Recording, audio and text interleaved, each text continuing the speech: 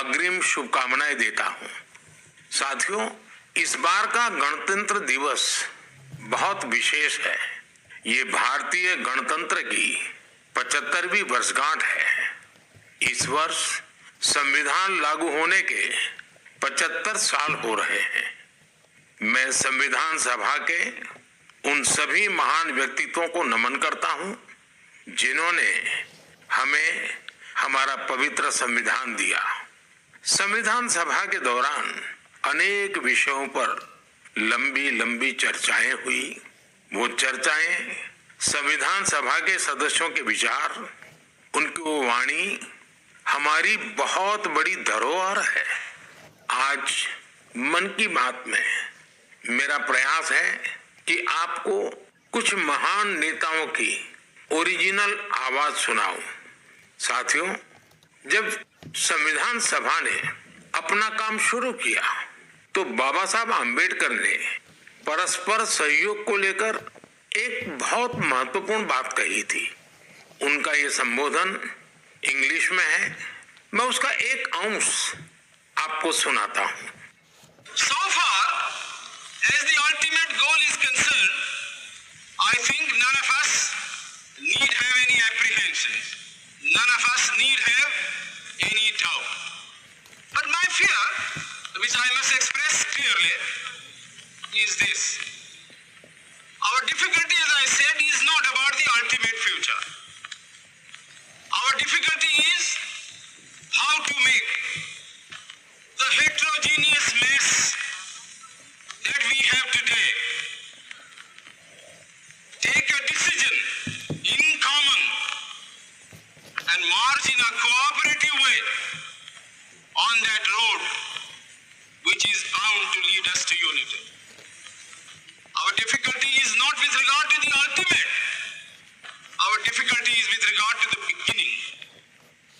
साथियों, बाबा साहब इस बात पर जोर दे रहे थे कि संविधान सभा एक साथ एक मत हो और मिलकर सर्वहित के लिए काम करे। मैं आपको संविधान सभा की एक और ऑडियो क्लिप सुनाता हूं। ये ऑडियो डॉक्टर राजेंद्र प्रसाद जी का है, जो हमारी संविधान सभा के प्रमुख थे। आइए डॉक्टर राजेंद्र प्रसाद जी को सुनते हैं। हमारा इतिहास बताता है और हमारी संस्कृति सिखाती है कि हम शांति प्रिय हैं और रहें। हमारा साम्राज्य, हमारी फतेह दूसरे तरह की रही है। हमने दूसरों को जंजीरों से, चाहे वो लोहे की हो या सोने की, कभी नहीं बांधने की कोशिश की। हमने दूसरों को अपने साथ लोहे की जंजीर से भी ज्यादा मजबूत मगर सुंदर और सुखद रेशम के धागे से बांध रखा है, और वो बंधन धर्म का है, संस्कृति का है, ज्ञान का है। हम अब भी उसी रास्ते पर चलते रहेंगे और हमारी एक ही इच्छा और अभिलाषा है। वो अभिलाषा ये है कि हम संसार में सुख और शांति कायम करने में मदद पहुंचा सकें और संसार के हाथों में सत्य और अहिंसा वो अचूक हथियार दे सकें जिसने हमें आज आजादी तक पहुंचाया है। हमारी जिंदगी और संस्कृति में कुछ ऐसा है जिसने हमें समय के थपेड़ों के बावजूद जिंदा रहने की शक्ति दी है। अगर हम अपने आदर्शों को सामने रखे रहेंगे तो हम संसार की बड़ी सेवा कर पाएंगे। साथियों, डॉक्टर राजेंद्र प्रसाद जी ने मानवीय मूल्यों के प्रति देश की प्रतिबद्धता की बात कही थी।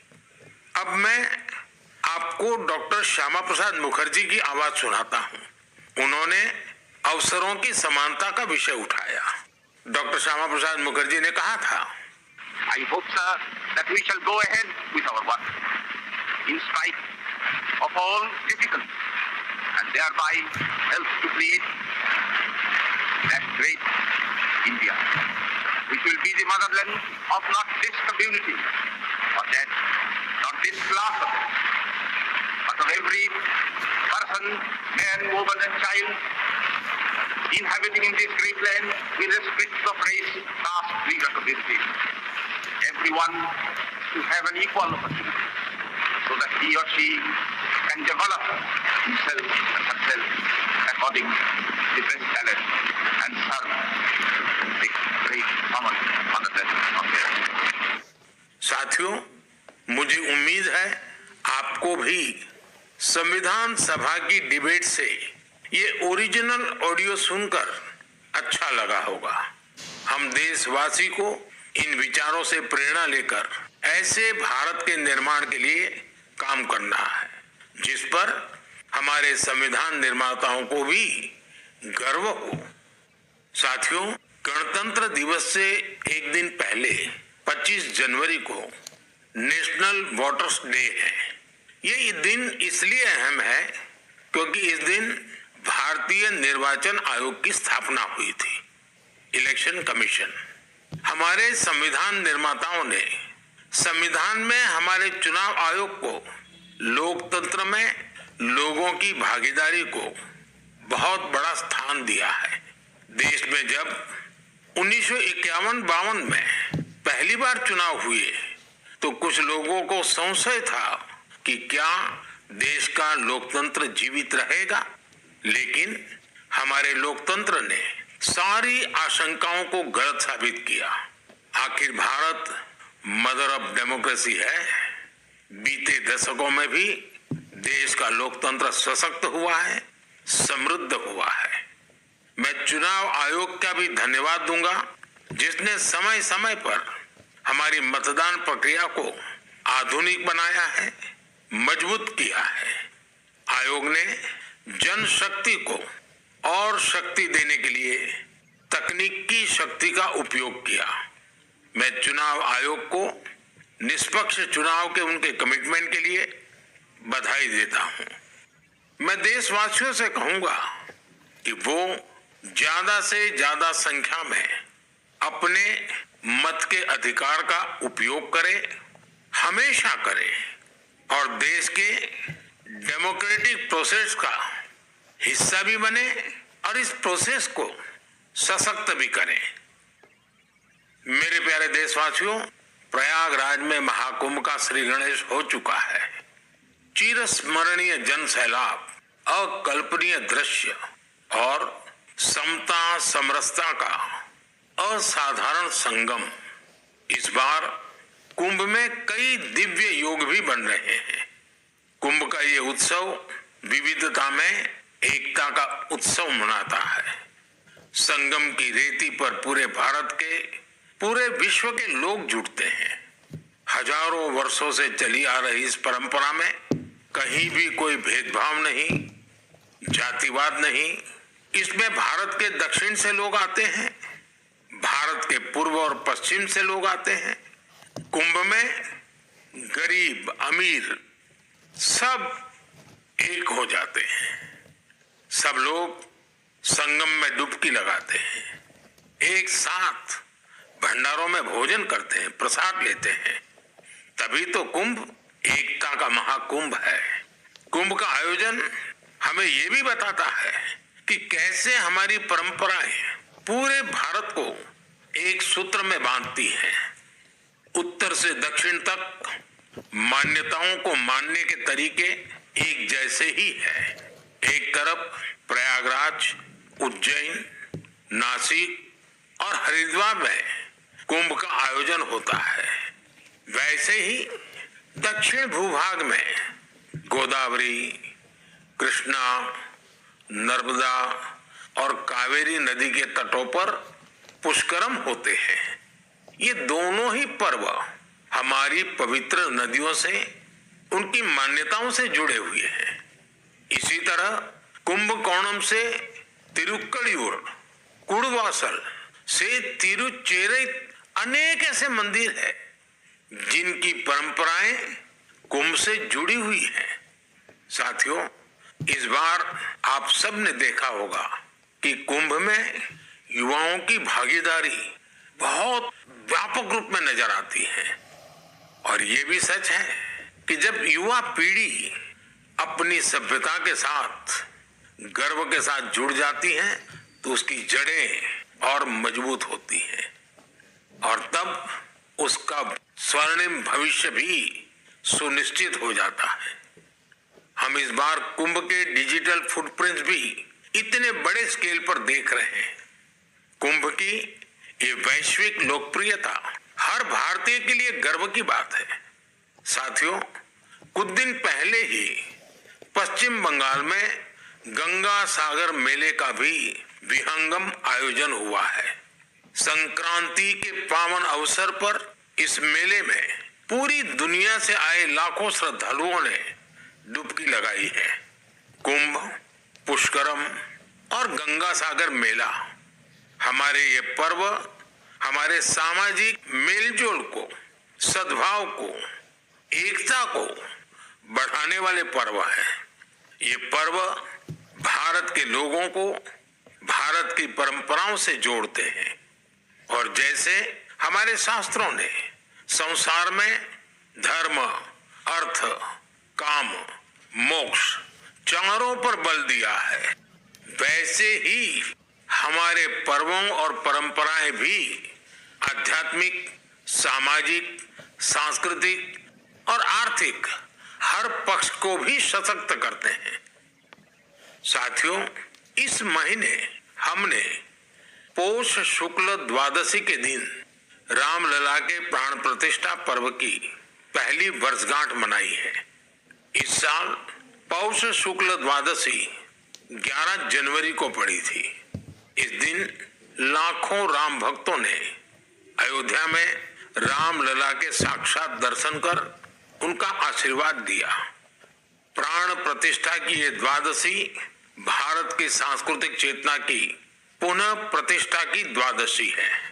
इसलिए पौष शुक्ल द्वादशी का ये दिन एक तरह से प्रतिष्ठा द्वादशी का दिन भी बन गया है। हमें विकास के रास्ते पर चलते हुए ऐसे ही अपनी विरासत को भी सहेजना है, उनसे प्रेरणा लेते हुए आगे बढ़ना है। मेरे प्यारे देशवासियों, 2025 की शुरुआत में ही भारत ने अंतरिक्षीय क्षेत्र में कई ऐतिहासिक उपलब्धियां हासिल की है। आज मुझे ये बताते हुए गर्व है कि एक भारतीय स्पेस टेक स्टार्टअप बेंगलुरु के पिक्सेल ने भारत का पहला निजी सैटेलाइट कॉन्स्टेलेशन फायरफ्लाई सफलतापूर्वक लॉन्च किया है। यह सैटेलाइट कॉन्स्टेलेशन दुनिया का सबसे high resolution hyper spectral satellite constellation है। इस उपलब्धि ने न केवल भारत को आधुनिक स्पेस टेक्नोलॉजी में अग्रणी बनाया है, बल्कि यह आत्मनिर्भर भारत की दिशा में भी एक बड़ा कदम है। ये सफलता हमारे निजी स्पेस सेक्टर की बढ़ती ताकत और इनोवेशन का प्रतीक है। मैं इस उपलब्धि के लिए पिक्सेल की टीम, इसरो और इन स्पेस को पूरे देश की ओर से बधाई देता हूं। साथियों, कुछ दिन पहले हमारे वैज्ञानिकों ने स्पेस सेक्टर में ही एक और बड़ी उपलब्धि हासिल की।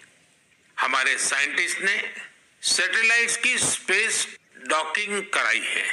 जब अंतरिक्ष में 2 स्पेस क्राफ्ट कनेक्ट किए जाते हैं तो इस प्रक्रिया को स्पेस डॉकिंग कहते हैं। यह तकनीक अंतरिक्ष में स्पेस स्टेशन तक सप्लाई भेजने और क्रू मिशन के लिए अहम है। भारत ऐसा चौथा देश बना है जिसने ये सफलता हासिल की है। साथियों, हमारे वैज्ञानिक अंतरिक्ष में पौधे उगाने और उन्हें जीवित रखने के प्रयास भी कर रहे हैं। इसके लिए इसरो के वैज्ञानिकों ने लोबिया के बीज को चुना। 30 दिसंबर को भेजे गए ये बीज अंतरिक्ष में ही अंकुरित हुए। ये एक बेहद प्रेरणादायक प्रयोग है जो भविष्य में स्पेस में सब्जियों उगाने का रास्ता खोलेगा। ये दिखाता है कि हमारे वैज्ञानिक कितनी दूर की सोच के साथ काम कर रहे हैं। साथियों, मैं आपको एक और प्रेरणादायक पहल के बारे में बताना चाहता हूं। IIT मद्रास का एक्सटेम केंद्र अंतरिक्ष में मैन्युफैक्चरिंग के लिए नई तकनीकों पर काम कर रहा है। ये केंद्र अंतरिक्ष में 3D printed buildings, metal forms और ऑप्टिकल फाइबर जैसे तकनीकों पर रिसर्च कर रहा है। ये सेंटर बिना पानी के कंक्रीट निर्माण जैसी क्रांतिकारी विधियों को भी विकसित कर रहा है।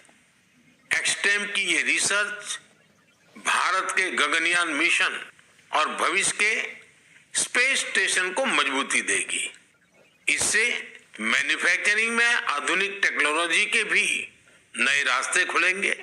साथियों, ये सभी उपलब्धियां इस बात का प्रमाण है कि भारत के वैज्ञानिक और इनोवेटर्स भविष्य की चुनौतियों का समाधान देने के लिए कितने विजनरी हैं। हमारा देश आज स्पेस टेक्नोलॉजी में नए कीर्तिमान स्थापित कर रहा है।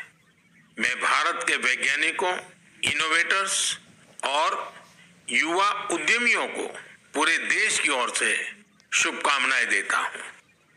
मेरे प्यारे देशवासियों, आपने कई बार इंसानों और जानवरों के बीच गजब की दोस्ती की तस्वीरें देखी होगी। आपने जानवरों की वफादारी की कहानियां सुनी होगी। जानवर पालतू हो या जंगल में रहने वाले पशु, इंसानों से उनका नाता कई बार हैरान कर देता है। जानवर भले बोल नहीं पाते, लेकिन उनकी भावनाओं को, उनके हाव भाव को इंसान भली भांति भांप लेते हैं। जानवर भी प्यार की भाषा को समझते हैं, उसे निभाते भी हैं। मैं आपसे असम का एक उदाहरण साझा करना चाहता हूँ। असम में एक जगह है नौगांव। नौगांव हमारे देश की महान विभूति श्रीमद शंकर देव जी का जन्म स्थान भी है। यह जगह बहुत ही सुंदर है। यहाँ हाथियों का भी एक बड़ा ठिकाना है। इस क्षेत्र में कई घटनाएं देखी जा रही थी जहां हाथियों के झुंड फसलों को बर्बाद कर देते थे। किसान परेशान रहते थे, जिससे आसपास के करीब 100 गांवों के लोग बहुत परेशान थे। लेकिन गांव वाले हाथियों की भी मजबूरी समझते थे। उन्हें पता था कि हाथी भूख मिटाने के लिए खेतों का रुख कर रहे हैं, इसलिए गांव वालों ने इसका समाधान निकालने की सोची। गांव वालों की एक टीम बनी जिसका नाम था हाथी बंधु।